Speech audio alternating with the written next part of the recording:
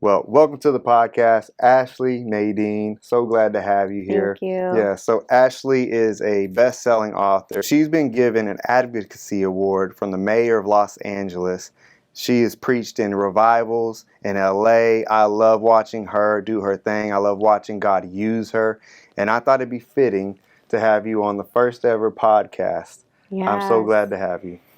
I'm so thankful to be here, but honestly, more than anything, I am so grateful that you're finally walking out your calling in life. Thank you. I think this has been a long time overdue, but you're such a natural and you're gifted. And so this is like an honor just as much to be here with you. You're a thank great you. speaker. You have a Thank lot you. going on. And it's amazing. I think that I just want to say this real quick because I recently found out who you really are. I had no idea that you were training tons of people in the insurance company industry. And I'm going, what? And you're leading this and you're impacting lives on the daily. And I saw this video and I go, look, this is who you are, So Yeah. I'm so grateful to be here with you. Oh, thank you. Yeah. Thank you. You know, I feel like most people are unaware of who people really are because social media can be such a facade for most people. And some people post too much and they only post the good things. And then Right. some people don't post anything. You know, my wife is an amazing singer, Yes. Maricela Rayford. And, you know, it's funny because she got a taste of her own medicine the other day. She was at a coffee shop and this lady was singing happy birthday to someone. Wow. And my wife was totally astounded. Like, she's an amazing singer. She went and introduced herself. What's your handle? You know, I want to look you up. But when she went, there was no evidence of her singing like that. Wow. And my wife was like frustrated, like, I want to hear her and I Right. can't. And I was like, how do you think people feel when they look at your stuff? That's good. Yeah. You know, Yeah. she's singing in front of 3,000 people this Wow. week. And to know that, you know, so Wow. she's been posting now Right. because it was like, you have people that want to see you sing. It's a really fine line because it's like, social media can be used for really horrible things, right? But then there's people like that do want to glorify God and really have the right intentions to do so. So I just think like for me, because I've been through this journey, like there's been times where I'm like, I have to check my heart and be like, wait a second, like, am I posting this to like, get my own, get my clout, or am I really posting this, and I walked through that journey and I realized like more recently, I'm like, I just want to do God's will. Like, to be honest, Luke, like I've been walking this thing out with God for so long, but this is like the first year of my life that I feel like I've truly surrendered every area. Like I've always held on to like a little bit of something, whether it be a relationship or something in my business, you know what I mean? But this is the first year that I said, God, not my will, but your will be done. Not my vision board, but your vision for my life, and it's hard as a motivated person because I'm like, I got X, Y, and I got timelines, I got goals, but this is the first year. And you know what's crazy? A lot of my life fell apart. Really? Mm-hmm. Wow. Yeah, it did. In certain areas, and other areas are blessed. And I know that God's hand is in certain areas. And I always say, if you know that God is watering that grass, that field, then you keep tending to that place. Right. But if there's a well that's dried up, then walk away from it. Right. You know what I mean? Right. Don't go knocking on closed doors behind you. Focus on the ones that are ahead. That's so good. You know, I think there's an issue in the body of Christ of like not wanting to give God glory. And it's not from a sense of like, I don't want to give him glory, but it's like they feel ashamed if they're doing something good because there's always the people in the comment section like you're showing off, or we always say like you should have friends that it doesn't feel like you're bragging when you tell them what's going on with your life. Wow. Because if you have it creates jealousy, it creates envy, and especially if people aren't doing anything or putting in the work, it's like they look at you like, oh well, I'm working this dead end job and you're out here, but they don't see the late nights, they don't see the betrayals, they don't see everything that you've walked through. Man. And along with what you said, I think God has to tear down some things that we built. Because he didn't build it, we built it. Yeah, I'm learning that. Yeah, that's such a real conversation because we're human, you know what I mean? We're going to make mistakes. We're going to at times walk in our own will, our own agenda and things like that. But like you said, it's like if you stay close to the Holy Spirit and you're very spirit-led instead of emotionally led, I think that's when you tap into that real, like, the fullness of God. You know what I mean? Like, I'm really walking this thing out. But it's a daily walk, right? Yeah. It's a daily thing to really submit 100%. Yourself to God and like be like, all right, like today I gotta do this again. Right. Lay down, again, pick up my cross again every day. And some days we fall short and aren't, the best at it. His mercies are new every morning. Amen. One thing I didn't say is you're a business owner, you're an entrepreneur, you're a go-getter, you're a hustler, and there's a group of people that really identify with that. There's a group of people that just know they're meant for more, and they're not settling. They know that just because they work at the post office doesn't make them that. That's not their identity. When God designed them, He didn't put that on them. It pays the bills. What would you say to someone who is maybe fighting and starting a business right now, or like thinking or maybe afraid? What would you say to them? I would say do it afraid. And I'm a perfect testimony of that, because when I started my business, I had no education on how to do so. I had never been in business before, and on top of that, I was broke, busted, and disgusted living at home with my parents. My life had fallen apart.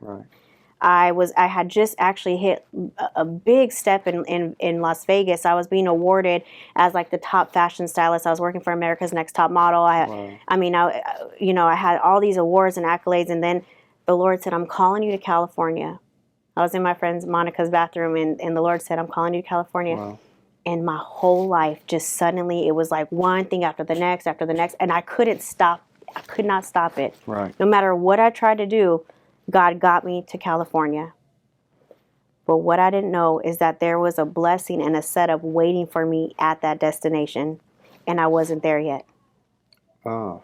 I was working a job in Vegas. When I got to California, I had nothing. Yeah. So all I did was like say, God, like, what do you want me to do? And so I started a nonprofit organization, and I was raising awareness for human trafficking. Started door knocking, asking people to be my sponsors at my event. Wow. And I met this really cute elderly woman who owned a bridal shop. I asked her to be a sponsor at my event. Wow. And do you want to know that a week later she calls me and she's like, I don't know anybody better than to give my legacy and pass down my legacy to than you. And wow. I had just, like, I wasn't friends with her for very long, Right. But I knew that was God. Wow. And for whatever reason, she felt led to pass down what she had been doing before I was even born. Wow. And give it to me. Wow. And that's how I became a business owner. So that's so crazy, because I've always wondered, like, why the weddings and like how did that happen, and that is such a cool God story. It is. For me, it's so deep, because if you think about like my past, right, and where I've come from before I was saved, BC, and it's like God gave me this bridal shop to even show me prophetically how He saw me. Wow. So there's times where, like, when I'm struggling with my identity and I go down in my shop and I'm like, okay, God, I'm surrounded by wedding dresses. Like, there's no way that I should be viewing myself as that past person. Right. Because God sees me as the bride of Christ. God sees me as a businesswoman. God sees me as an entrepreneur. He wouldn't have gave it to me if He didn't think I could handle it. Right. With Him. Right. In partnership with Him. Right. But going back to what you were saying is, like, even if you don't have the experience, it's the faith walk, God isn't checking your bank account. He's checking your faith. Yes. Right? Yes. So things will just start to happen. People will start to call. Connections will. It's you just taking that one step of obedience and that leading to the next step, to the next. Right. That's so powerful. Because I think people forget the faith. It's like, hey, move to Cali. Would you uproot and leave everything and go? And it's, some people can't do the first step, so they never experience the second. That's so good. It's like a GPS. God doesn't give you the whole plan. And the reason why is you'd be afraid. If you saw where you are now and He showed you that then, you probably would have never jumped. So good. I am just thinking of people that I know that God has literally called them to make a move, to make a move. And Some of them have, and they're still waiting to see what the Lord has. Yeah. And other ones are still in the same place saying, God, when, why? And it's like the Lord had already spoke to you. Yeah. First, you got to do that and then see what happens once you go, Yeah, you know? 100%. It's obedience. Man, you know, it's funny because I look back on our past, and we were in Texas, my wife and I, and we felt like God was pulling us to Vegas, but we didn't know exactly because me and you met in Vegas, and here we are in Texas, which is crazy. And so This is great. We were in comfortable, you know, we had good paying jobs. And it's funny when you start making moves and you feel like it's like the devil unloads blessings. Like I had like a 6-figure job offer, and then like we had all these things. I'm like, okay, this could get really good and comfortable. Wow. But comfort there's no faith in comfort. Wow. And so we ended up making the jump.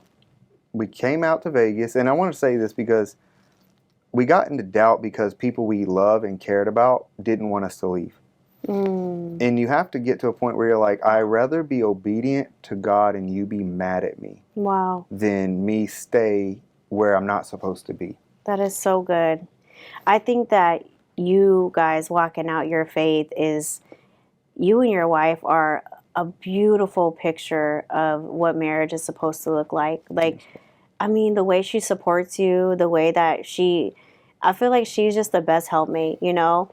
And then with you, like you are always representing Chella. Like you're like her biggest cheerleader, like her biggest fan. I'm like, you know, oh, my wife, she could sing, she could worship. Like, I think you guys just are always like lifting each other up, and it's not common. I've encountered a lot of people in my lifetime, and to hear the words of affirmation that you exemplify to one another is totally beautiful. It's so awesome. Beautiful. You know, I think that it goes back to culture and training. And in business, we teach edification, and it's like who am I sitting with? This isn't just Ashley Nadine. This is a representative of the kingdom of God. She's a business owner. She's an entrepreneur. She's a best-selling author.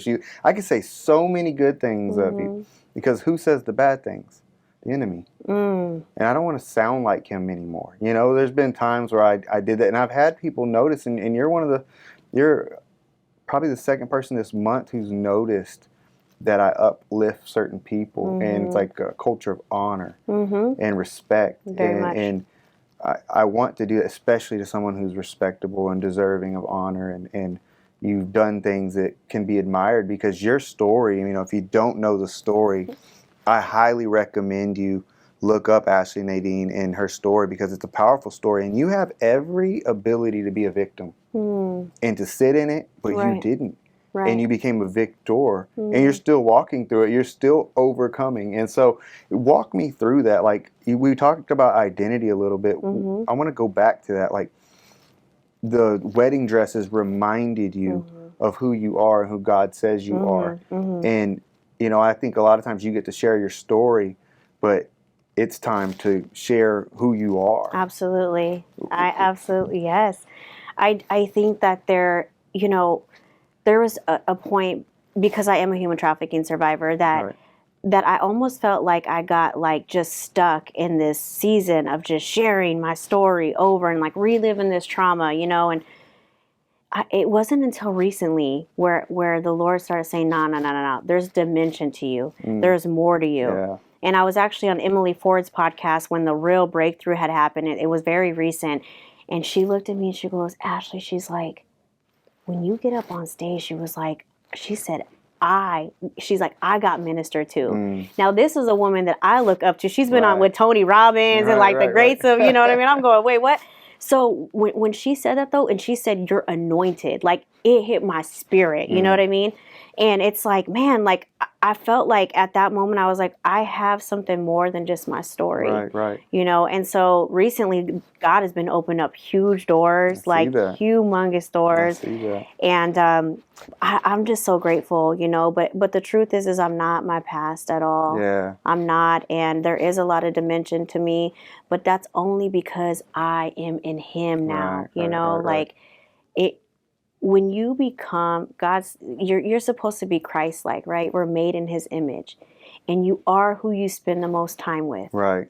So if you're spending time with God, I'm getting this revelation right now. If you're spending time with God, you're becoming more Christ-like, and you're becoming more like Him. Does that make sense? Yeah, 100%. It's like who you been hanging with. Who you been hanging with? Yeah. Are you hanging with Jesus in the secret place? You can tell. I've seen it in the past. Like I watched someone grow, and then they go hang around the wrong people, even for a short period of time. Right.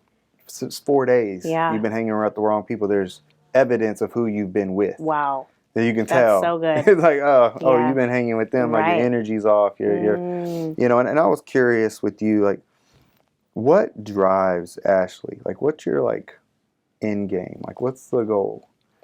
Wow. I know it's deep. I know it is deep. It's deep. Well, as much as I love ministry, and my daughter is 17 now, so she's going to college. I want to be married. Okay. I do. I see myself really serving God next to a partner. A man of God. A man of God. A man of God. Qualifications, right, gentlemen. Right. Yes. But truly, I'm at that place in my life where I've worked a lot, and I'm really big on Celebrate Recovery. Okay. Working my program, which, for me is a lot of healing, a lot of diving in deep. The step studies are a year each. I've done 3 of them. Okay. I still go to therapy every Wednesday. Wow. So I'm very much emotionally available, emotionally present, aware of my triggers. Like, there's a lot of things that I've worked on. Right. And now I feel ready. Now I'm like, okay, not that I'm perfect or I still need the Lord to do, but I'm ready. I'm like, I've put in the work. It's like when you hit the gym and you're getting that bicep. You're like, I work for this, man. Like, not me, but I'm just saying, you put the work in. And so at this point, I'm like, I'm ready. I don't think that God blessed me with a bridal boutique to not have that myself one day. Yeah, to give it, just to give it away and never have it. Yeah, that's a good thing. So it seems like you're more of like, I would like a husband that has a vision. Absolutely. And to serve in that vision, because you're kind of one of those ones where maybe guys are intimidated because they see you and you're traveling and you're in Hollywood and you're at all the mansion parties and you're being a light wherever you go, and God's using you. And so I think in your place where you are, you're like, I don't know who wants to step up into this. Like who wants to be a leader where you're going. That's good. And it's okay as a man to be the backup dancer. You know what I mean? I think. Yeah, I get it. Yeah. Like no one knows who Joyce Meyer's husband is. Like we know he exists. Right. But Right. You got to be the face. Yeah. So what was it like to overcome what you came through, like and to actually use the skill sets and the street smarts, and because you come with wisdom, come with, how has that helped you in business? That is a great question. I think, what's funny is that I think that serving in ministry first has actually helped me become a better people person, relationally. Here's what I think. I think when you really put people first in business, the money will come, the success will come, because you genuinely care. You put people before dollars. Right. And when you do that, you'll be blessed, Yeah. Like when my clients come in and they're looking for a wedding dress, it's like, of course, I want to make I got bills to pay, Right. But when I just let all that go and I'm just there with her and I'm like, okay, what do I really feel like is going to be the perfect dress for her? You know what I mean? And I get in my zone and I get in my gift. Like, that's where I'm like, okay. And then it just flows. And then it's so easy. Right. You know what I'm saying? Like, but I think ministry prepared me for business. So were you ministry prior to falling away? Mm-hmm. Really? I was in ministry. I was in full-time ministry. I actually ran a ministry home. Really? Yeah, I had women living with me. There was a missionary that came to stay. Wow. Yeah, I was in Vegas serving in ministry full-time. It's so crazy because I feel like I was watching Kat Von D's testimony last night, right? And I forgot the name of the podcast she was on, but I just love her story, But it's people leave God. I remember I left God. I remember I was raised in church, and I remember believing the lie, like, what did he say? This is a voice I really heard. He was like, you'll never make it to heaven. Whoa. Like, you're never going to make it because you're not perfect. You're not. And I didn't understand that Jesus was the perfection that I needed. Wow. I didn't understand. So I left. And literally within within 2 weeks of that, I was dealing drugs Whoa. in San Antonio, Texas. I lived in Whoa. Phoenix, got kicked out of school. Like, wow. my life went on a downward spiral. And I think to understand, this is maturity, to understand that it's not better on the other side. The grass is not greener. Like you said, tend it, get better, because it's like when you crack open the door, the devil always takes you further than you want to go. Wow. Yeah, don't even play with Yeah, it. don't even resist temptation, right? Resist the devil and he will flee. That's so good, though. I think that it's good because I think it maybe even speaking to people that are thinking about maybe walking away from God, or maybe they're frustrated because it's not going the way they thought or fast enough or whatever it is, you know. And you just got to hold on. You just got to really trust in the Lord when it doesn't make sense. It doesn't. And I think what happens is people think that when you give your life to Christ, it gets easy. They think that, rainbows and butterflies and gumdrops and streets of gold. And it's like, no, we're in a war. Right. This is not a safe zone. Right. Earth is not a safe zone. We're designed to take dominion here. Yes. And I have this crazy story, and I don't share it much, and I think now would be a good time to pull it out. But I had a friend a long time ago who was a runner back in the day, and he would run drugs across the border. And I would always try to tell him, like, bro, like, it's fine. Like, I know it's fast money, but it could hurt you, right? He didn't care. And he kept coming up to my desk, and I just kept being a light to him. And one day he came up to my desk, and he was crying. And he was like, I'm coming to your church on Sunday. Wow. And he goes, God better be there. And I was like, he's going to be there. You better be there. That's what I told him. Wow. He comes Sunday, and he cries like a baby the entire service. Wow. God, like, rocked him. The next day, he quit working with me. Like, immediately quit. And I don't know why this happens, but it always happens. I invite people to church to get saved, and then they quit. It's like they can't be around me at that point. So anyways, I find out a month later he was killed by the Border Patrol. Oh, my gosh. Running drugs across the border. Yeah. And I like to think that him laying on the ground, he was able to say, God, I messed up. Right. Like, I'm so sorry. Right. And I'm not writing it off like he ain't in heaven. Right. He messed up. He made a bad mistake, and a real bad mistake, and hopefully, you know, he's up there. But I know that I'm so thankful that I didn't back down from his bad thinking. Yeah, you spoke up. I still spoke up. I held my ground. I will never regret that. Yeah. And I'm thankful that I agreed, because when you play with the devil, you don't always win. And you might win a couple times. You might win for a season. Yep. But the end game is you. Yep. They play for keeps. Yeah, they play exactly. They play for keeps. There's so much in that story that is to unpack there. Number one, it reminds me of like the criminals next to Jesus on the cross, right? I got goosebumps. Yeah, I felt that when you shared that. That's what came to my mind, and it reminds me of that moment, because they were dying at that time, right? They were hung already. Yeah. They had moments to decide, and Jesus showed up in that moment. I believe that for your friend. You know, I don't think it was a coincidence. I don't believe in those anymore. You know. Yeah. So I truly believe your friend had a moment. You know, and there's a reason why he went to church that day and gave his life to God. But you know, I have all these stories I've accumulated over the years, and just testimonies to God's goodness. Right. You know, and it's like everyone has a decision. Right. You know, and fear can't be the way. And, you know, a lot of people get depressed, right? So let's backtrack. He was depressed because he wasn't making the money he wanted to make. But maybe God had a business idea for him. Wow. Maybe God had an idea that was on his heart, but it was so lofty that he didn't think it could happen. And I think sometimes he gives us, because like you said, he don't check your bank account. Right. Like, you were blessed with the business. Right. Like, I assume this was a pretty wealthy lady. Yeah. Who hooked you up. Yeah. We all need a wealthy lady to hook us up in life. Yes. No, well, but I always say that, like, you're one person away from your whole life changing. So good.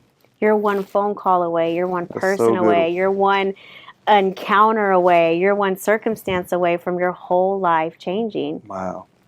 It's true. You know, I feel like in business, a lot of people, they go into it with a me mentality. And you were talking about serving. And I have found in my life and in business and in making connections and networking, the key is adding value. Absolutely. Like, when you can bring value to someone else, it inspires them to do business with you.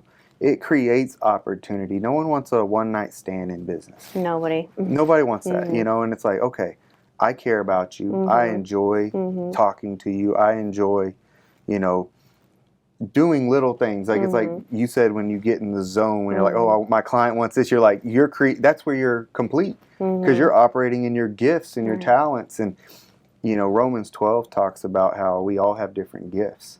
And some have a gift to teach, some have a gift to serve, some have, you know, it's like everybody's different. And I've noticed that it seems like sometimes people who don't have that gift will judge people who aren't walking in another gift that they have. Right, that they have, not noticing that they can have different gifts. Yeah, and I can't be mad at my hand for not being a foot. Wow. And I feel like that happens, and then you get the Twitter fingers, you know, Pharisee comments, and, you know, it's like it's the generation we live in where people can do nothing for God and be talking trash in the comment section, right? Right. It's like, yeah, that's so good. You know, and I will say this because I did business with you because so I got my insurance policy from you and Chella because there was value there. Like you knew what you were talking about. Chella definitely, she went into details for me. I was like, oh, I'm here. Let me sign up, you know? And then I think, like you said, the friendship value had been there. So you had already built the trust and credibility. And so, you know, all it was is in the details, and you guys added value. And I mean, so, you know, here I am. And so I'm just saying that you really do walk out what you're talking about. You do. It's funny you say that, because even how we met, I was adding value to someone, which allowed me to get in the door. Wow. So I was a photographer. That's right. Marcus Rogers was coming into town. I was like, hey, I want to shoot some pictures for you. I'll give you everything free, no charge. Because I wanted it, when I use my gifts, I want it to be used for souls. Right. I want it to be used. Like, my goal is like, yeah, it's your pictures, but if you're looking at it like self-promotion, it's the wrong viewpoint. Right. I'm looking at it like someone might see this dope picture of you and go, that's awesome. Where is that? I want to come. I'm thinking differently, right? And so, especially with things with God and things like that, I want, because there was no monetary gain. Right. I didn't like, there's no blessing of like, I'm going to do this and he's going to give me $1 million. Like, no, like I literally had nothing to gain out of that, but me being in the room, which I had been following you. That sounds super creepy, but I had been, we were Facebook friends before we ever met. Right. And then we met and we're like, hey, we're friends on Facebook. And then the relationship started from there. Right. So Ashley, you're a business owner, you entrepreneur, and you've played the game. How does God fit in with business? Oh, I say that God is my CEO. Ooh. I read a book once that had that title, and I literally have asked God to partner with me as the CEO of my company. I really believe in like that verse that says, if you are faithful with the little, then God will make you ruler over much. Right. I take that to heart. Like, I feel like if I can't be faithful with $5, how is God going to trust me with 5,000? Right. Like, I feel like I act like he's watching me. Like, there's times where I'm like, okay, like, do things as unto the Lord. You know what I mean? Like, it's because it matters. It really matters. It matters to him. It matters to me. It matters to the clients that are walking in the door, you know?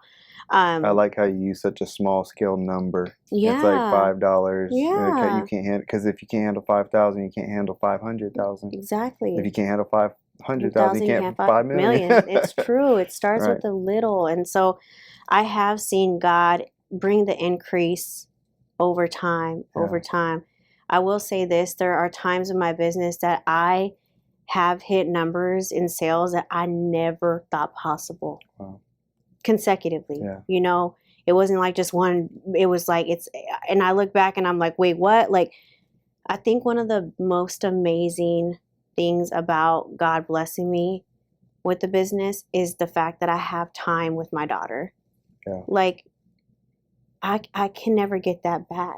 You know what I mean? And I feel like money will always come, but my time won't. You know, I can't get that time back. So I feel very appreciative that I've learned how to work smarter and not harder. You know, I've learned to literally let him take the reins and like, ooh, okay, like, I don't have to be so stressed out all the time. Like, Right. it's going to be okay. Everything's going to flow. All the pieces are going to come together, Right. because you will run into problems. Right. Like, especially in business, you're going to run into challenges, difficulties, difficult people, you know, but it's like partnering with God and learning how to navigate those situations. Because I know I can't do it on my own. Right. I totally mess up without Him. Right. Yeah. You know, I feel like a lot of people separate God and business.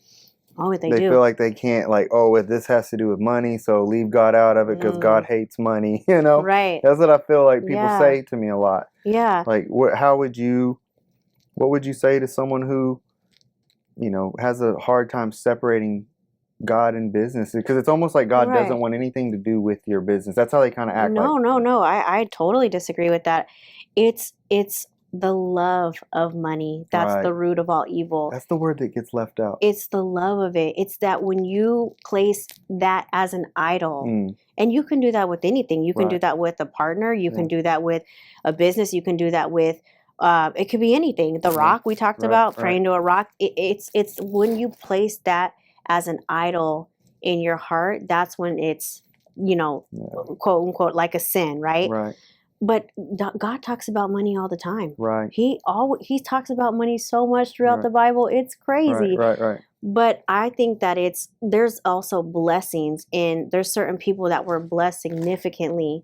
Like if you see like a Joseph, you know, God sent a Joseph to already prepare for the famine that was going to hit the earth. Right. So there's a lot of people. Took care of his whole family. You know. Even though they betrayed him. Right. Even though they did him dirty, he still got elevated to a place where he could assist. Yes. Yeah. That's so powerful. You know, I think we can forget while we're in our storm that just because that's where you are doesn't mean you're going to stay there. Right. It's temporary. There's maybe some lessons, and some of it is positioning. Right. Some of it you have to be down here, because if you weren't, you would this is just what I personally believe. I believe there's people who will walk out of you in your lowest season because they were never meant to go with you to the mountain. Next one. And if you got to the mountain, you would have brought Judas with you. Oh, wow, that is very powerful. I think that's a real complex of, like, sometimes people don't understand why they have to be broken before they're elevated, you know. And I think God breaks us of our pride, and I just am a firm believer right now, and our life should give God glory. Right. And if our life doesn't bring glory to God, you know, of course He loves us, but it's like, I want people to see my life and be like, man, like, look what God did through him. Right. You know, can anything good come out of Nazareth? Like, can anything good come out of the small town that I come from? Like, I should be an oil field worker. Right. I should be a teacher. Like, if you're a teacher, you're a cool job in my town. Yeah. Like, that wasn't for me. Right. No, that's really good. Yeah, I think that you just have to dispel the lie with the money thing, you know, but I can also understand because people value money so much. Like, they're posting the photos with the yachts and the Bentleys and all of that stuff. Where, and you're in Hollywood. Right. So I'm with it all the time. I'm around it all the time. But one thing that I do know that I know is that God has called me to that place. Right. Because that's the place He rescued me from. And now He's sending me back into Hollywood with purpose. Right. And I can relate to them. Right. See, people, not everybody can reach people in Hollywood. Right. Not everybody can, because they haven't been there. Right. So they'll be the ones throwing the stones, you know what I mean? Like, oh, look at that devil worshiper. Oh, I can't believe she's hanging out. Right. And it's like, I'm at these tables with some of these people, you know, and I'm seeing like God move behind the scenes in miraculous ways that when I go to church, I don't even see that. Right. Right. It's like, you know, so I'm not saying nothing about, you know, I go to church. I'm just saying that the fruit, right? Like the Bible says, you'll know them by their fruit. Like, I'm seeing there's evidence of God's presence from people encountering God outside of the church walls. I believe it. I've seen it. I see it in my business because we're like pastors in the marketplace almost, you know, and the church won't recognize it a lot of times, but I've seen 300 people give their life to Christ because John Bevere preached at a secular event. I've seen it. And you know, you can't judge people. And here's another question for you. Do you feel like you've been judged because of where you're at? Do you ever experience that? All the time. I think that Even recently, I went to this event in Orange County, and there was like some playmates, meaning like, Like Playboy Playboy Bunny. Yeah, model, yeah, yeah. Playboy bunny models there.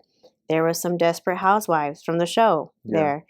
there. There have been, I'm not gonna, because if I say that, then they'll know. But there have been some pretty significant people in sports, things like that. Right.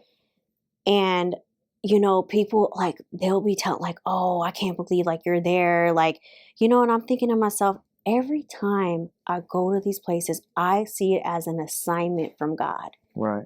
God already told me don't get caught up in what they're doing. Right. God already told me that. I'm very fully aware. Like, I don't want to go back to that place and do what they're doing. I've been down that road. Right. But I have an answer to a better way of living. Right. Why would I not want to share that with them? Right. I was them. Right. You know what I mean? Like, first of all, I cannot judge because that used to be me. Yeah. Right? Yeah. A part of that way of living was how I lived. Yeah. But somebody was kind enough and gracious enough to share Jesus and his love with me. Right. How could I not go and extend that to somebody else? Right.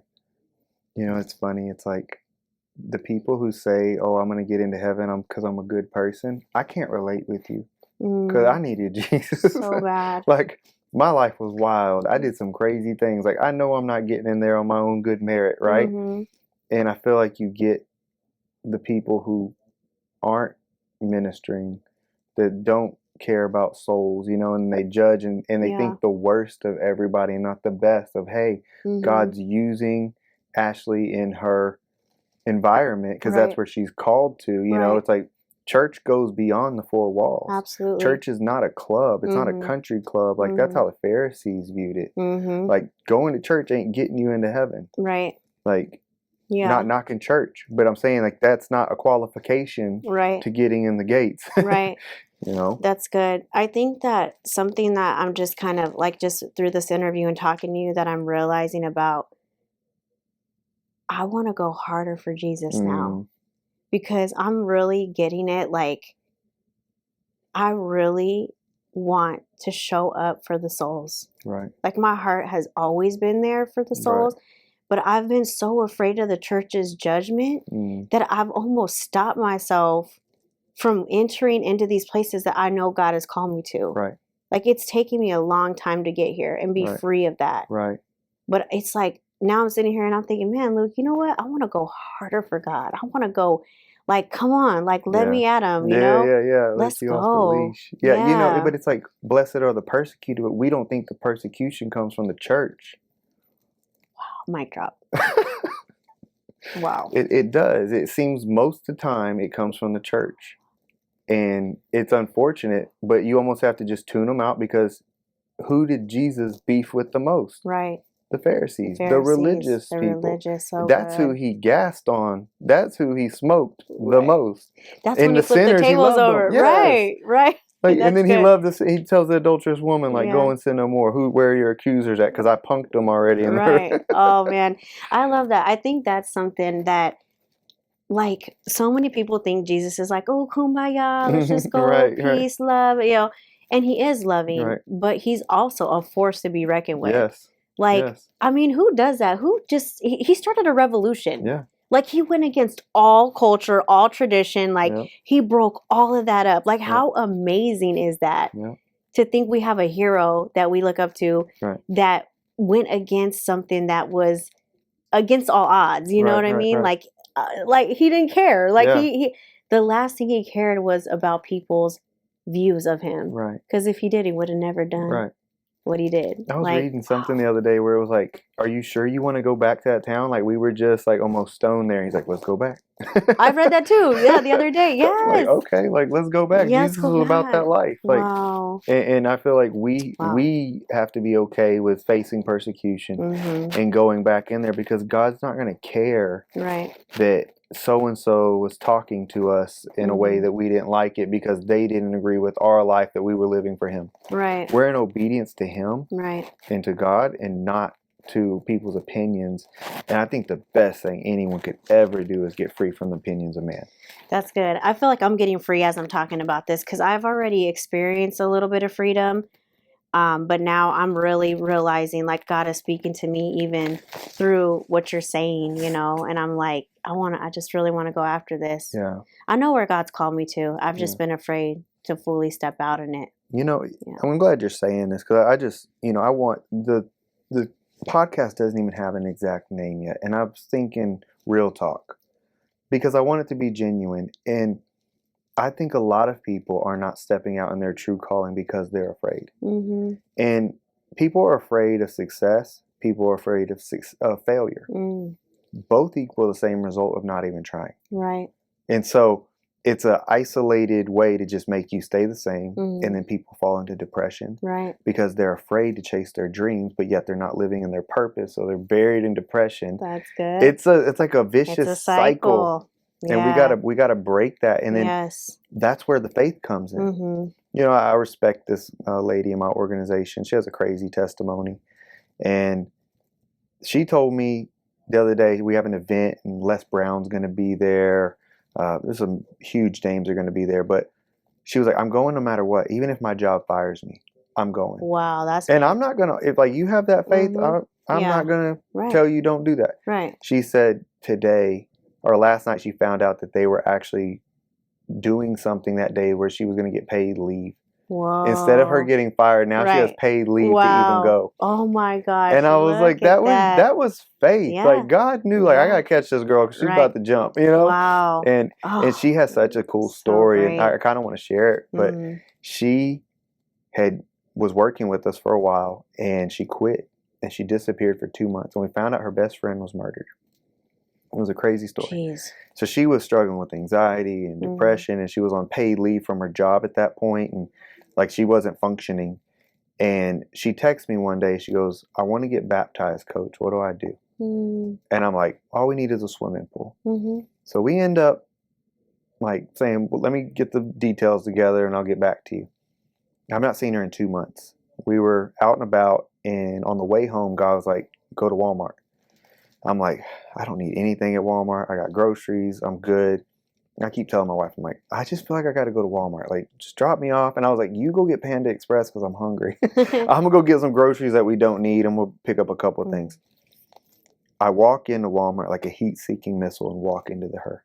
Wow, that was God setting you up with her. She looks at me. Because it was like a disbelief for me. I'm like, is that her? And she's with her grown kids. And they're all play fighting in Walmart and, joking around with each other. And she looks at me, and her kids' mouths drop.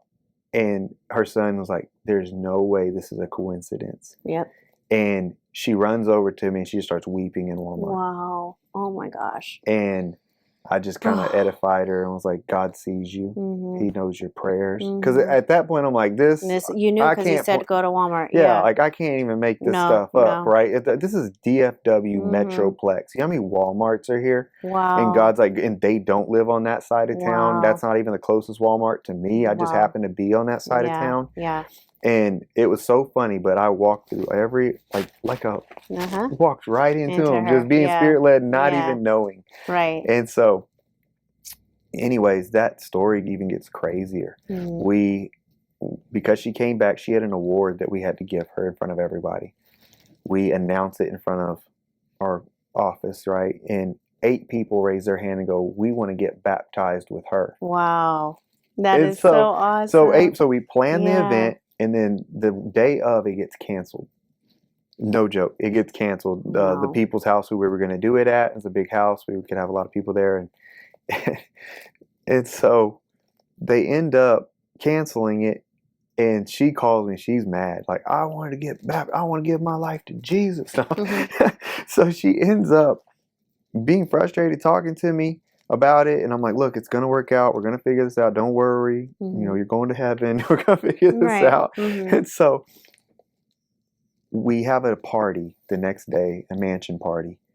And it's even bigger house. It was already a big house, an even bigger house, even epic scenery. There was over 300 people here at this party. So it went from it would have been like a small, 20 people gathering to, anyways. The guy who's preaching, his name is Steve Weatherford. the NFL Mm-hmm. player, and he just pulls up a lawn chair and sits in this mansion party. They're rolling cigars and smoking and drinking beer, and everybody's partying. He's like, "I'm going to tell you about Jesus." Wow. And he pulls his chair up and he Mm-hmm. starts talking about Jesus. And about 30 minutes goes by. All these people give their life to Christ. And he goes, "We're going to baptize people in the pool if you want to get baptized." Wow, she had an opportunity. Everybody who was Yeah. supposed to get baptized Did today it is there. That's so cool. I love that. So it went so big, and Yeah. then went on all their social medias, and it just Yeah. showed me. I went from a hurting lady Right. who was broken, Small seed. Wow. and it went so big, and it was yeah. just the faith of a mustard Mustard seed. seed. Like, That's what it reminds me of, because I'm thinking like it started off as this one little seed and then grew into this and we big don't thing know where what all tons of people are happened. getting baptized now. Yeah, we don't know what all Wow. happens. Like, Right. because these people, their lives have been changed. I have Right. watched them grow and Right. completely change their mentalities and all that, and that's from being the church in business. Right. That's so good. That's what, yeah, and God is really doing a new thing, and I will say this, I think that I am excited because I have seen that there are churches now that are like, we're wrong. We've been wrong. We've been telling people not to get involved with politics. We've been telling people not to get involved with the entertainment industry. We've been telling people not to get into, production, podcasts, and all this stuff because it's, whatever. Right. And now they're thinking, man, we're wrong. Right. I've been hearing a lot of churches say that. Like now they're encouraging people, run for mayor, run, do what, get involved, show up, go to the school meetings and all that stuff. For so long, the church has been separated from things, and we haven't been able to make an impact in the, the spheres of influence that we're called to. The Seven be Mountains. in. Yeah, the Seven Mountains. It's funny you talk about that. I was just talking to Patrick Bet-David. I don't know if you know who that is, but runs a YouTube channel called Valuetainment, and I was talking to him the other night, and I feel this call for the Seven Mountains, like media, politics, religion, business. Like the ones that I feel led to. There's other ones, but because we haven't spoken up, that's why every movie that's out's demonic. Right. That's why it's because they're self-promoting. They're going after it. They don't care about glory for God. They don't care. They're just going. And I feel like the churches just kind of put their hands up and just prayed for $1 million.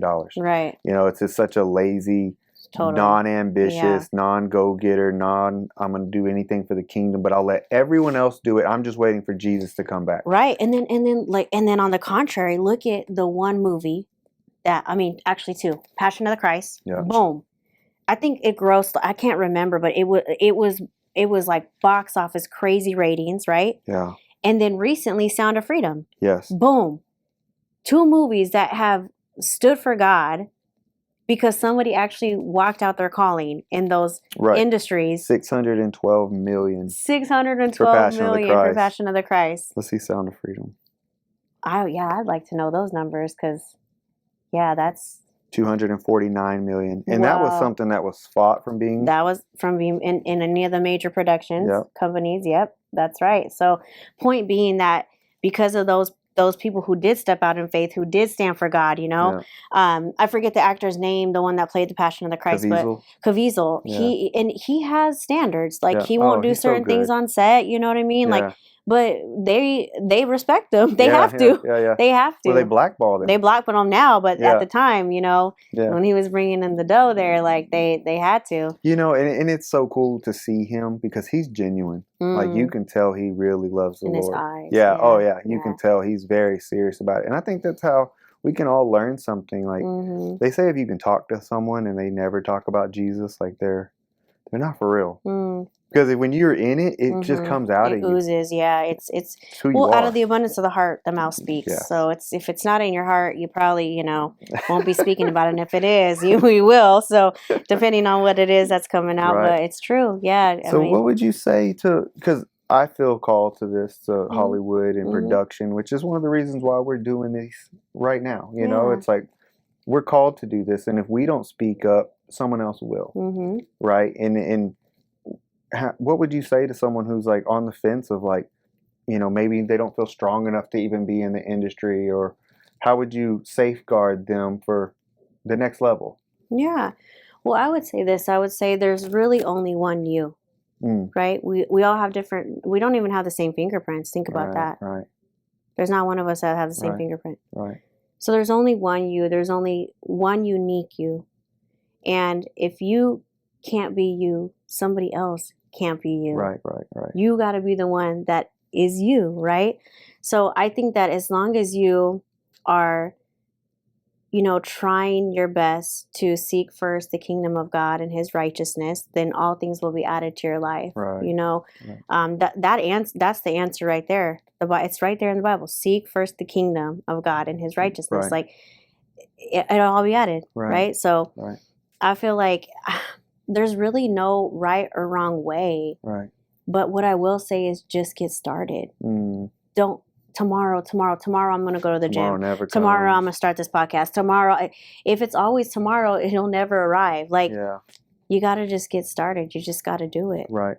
I love that. And you're going to make mistakes along the way. Right. You know what I mean? I used to think I was a trolla. Like I used to draw my lips. Like then I thought, and then I hung out with the black people and my hair was braided and crazy. You know what I mean? And it's like, yes, there's going to be some identity crisis along the way. Right. Just, it's okay. Own it. Right. Own it. Right. It's so funny. I used to have braids and stuff too. See? I look Puerto Rican. If you ask my friends, we grew up in the hood. Like Snoop Dogg calls it Mini Compton, where I came from. Right. Like you will get shot on the corner if you look at people crazy, like wrong. Like it's not the best area on the east side. At least if you cross over the train tracks on the west, you might be all right. So I grew up in not the best neighborhood. But the point is this: identity crisis might come. Right. You might fail forward. You know what I mean? But eventually, if you don't take any steps, you're not going to even know. Right. Like you can't find your true authentic self. Right. Because you evolve. You evolve. Yeah. You're not the same person you were 10 years ago. Absolutely or even 5 or even maybe even 2 years ago. No. And I think that's like have the end result in mind, like who, like your gravestone. I like work it back. Like who do you want to be? Going way there. Who do you want to be when that happens? Like okay, I'd like to be XYZ and start reverse engineering to go towards that goal. Right. Because it's like, okay, well maybe I want to be more loving. Okay. Let me work on that now. And by the time you're getting things down, like I didn't wait this year to go to the gym on the 1st. I was like, no, it was like middle of December. I'm like, I'm going now. Right, I'm not going to wait till the 1st. Like it's not going to conveniently make you awesome on the 1st and now you're brand new. It's like, no, trial and error. You're going to go 3 days this week, then you're going to go 4 the next week, then you're going to mess up on the 3rd week, and then all of a sudden you're back restart. In the group. So but I love it. And even you called me Nike boy the other day. You were like, just do it. You did. Like I love it. I'm so thankful because it is a push for us to step into who God's called us to be. Yes. On a whole other level. And you're in these judgment zones where I feel like you have overcome. You're not even tempted with the things that used to maybe tempt you, and you're being a light, and no one else can take that from you. Nobody. No, it's true. And the days that I feel where I'm like, God, I'm falling short, you know what I mean? I know his forgiveness is right there. Like it's just, I will say that I just love God so much, and it feels so amazing to love somebody so much, and also to know that his love is right there with me. Like it's just incredible. Yeah. I don't know. I don't want to go back to the old ways or anything. It's just there was a worship song and it says it never gets old, and I think that's true with God. Like it never gets old for me. Right. It's just always like new for me with him. Right. Yeah. I heard a saying. It said, "What in hell do you want?" Like, what would you want? Right. Like, we wouldn't want anything. Yeah. I think sometimes we think God's no is like holding us back. Wow. And it's not. That's so good. It's protecting. It's like, hey, you shouldn't get in that relationship. You shouldn't do X, Y, Z. Hey, this is going to waste your time for years. Hey, this is going to be helpful for you. Do it. But I don't want to. I'm scared. Do it scared. It's funny. Whenever I got saved, God immediately told me to move. And I think people want to be Lord of their life and not have Jesus guide them. Right. And it's like you can't hold on to it. And because of that, I met people.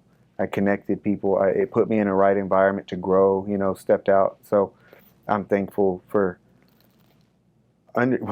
God. Like people have this like nice God in their head where he never corrects them. God would punk me. He'd be like, oh, you're going to be like Jonah?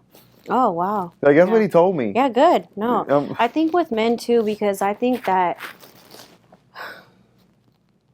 I hope and pray that there is a generation of voices of men that can talk to men like men. Yeah. We need that. Yeah. I think we do. I listened to John Bevere's message the other day. I went to Ocean's Church and he went there. He was like, I don't watch porn. He was like, I had a porn addiction. I don't watch porn. Yeah. He was like, I don't want to commit adultery on my wife. Like, right.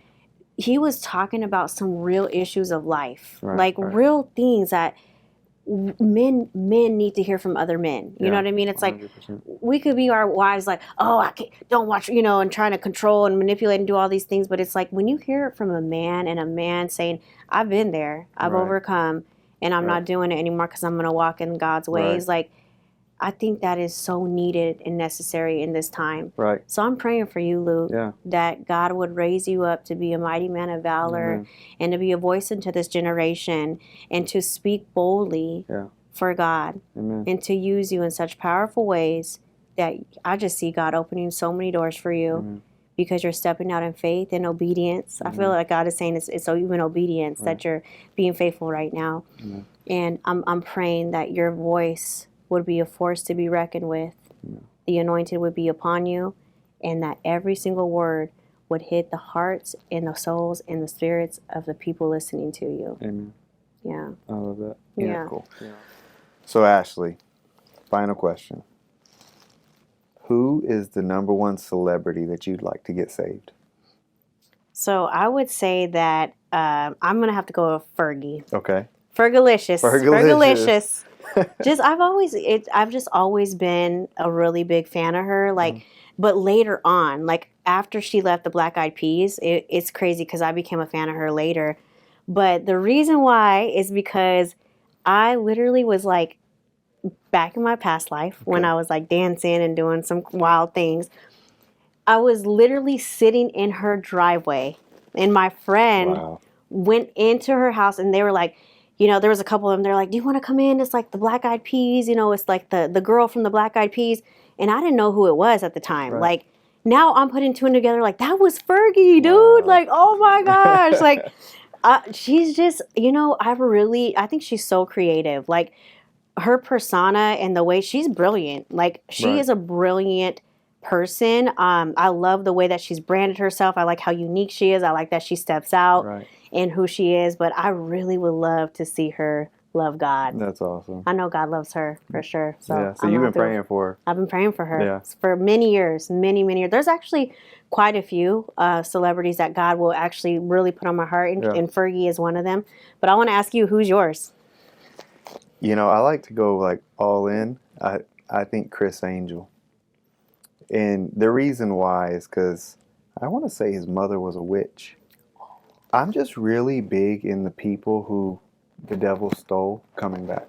Or me stealing them back for God. Oh, I like that. Like, you get the Katy Perry's, the people who were on 700 Club and Beyonce, who grew up in the church and then used the gifts. It's like, no, like, these are God's children that just need to come home. And so with Criss, I actually have, in our old church, we were rebuilding it, and so we had carpet put on the floor, but before that, it was on concrete. So I wrote on a magic marker Criss Angel's name, Criss Angel will be saved here. Wow. And I put it on a certain spot on the floor, so when he comes and gets saved in that church, and this is in Vegas, when he gets saved in that church, I'm like, cut up with the carpet. Right there. Magic trick. Love it. That's good. That's a good one. I think that's a good one. Yeah. I would have never guessed that. Yeah, it's I can't tell you like he's my idol or I look up to. It's like, no, like, that was someone God laid on my heart. Exactly. And I think it's important to pray for people that God has, Absolutely. There's a lot of people out there. Look, if you had one more, who would it be? Got one more? Yeah, if you could get two people into heaven. Oh, let me think about that. Another celebrity. I'm gonna go with my own personal one because Fergie's somebody that's in my heart. But I would have to say, let me think.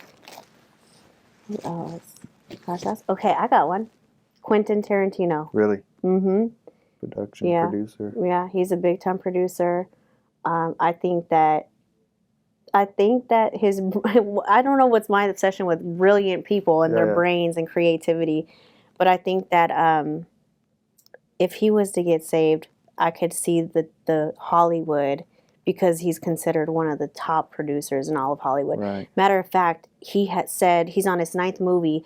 He said that he's only going to do 10. Really? Could you imagine if he got saved and did his last one for God? Wow.